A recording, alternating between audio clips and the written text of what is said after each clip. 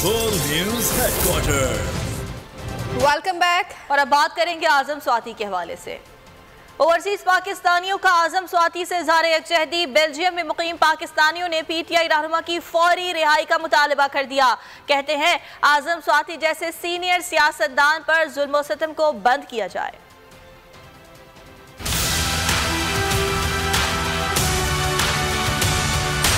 हमारी हुकूमत वक्त से गुजारिश है और ख़ुसूसी तौर पे पंजाब पुलिस से कि होश के नाखन लें, आज़म स्वाति साहब जैसे बुज़ुर्ग रहनुमा का ख्याल रखा जाए, उन पे जुल्म सितम बंद किया जाए और हम उनकी रिहाई का मुतालबा करते हैं।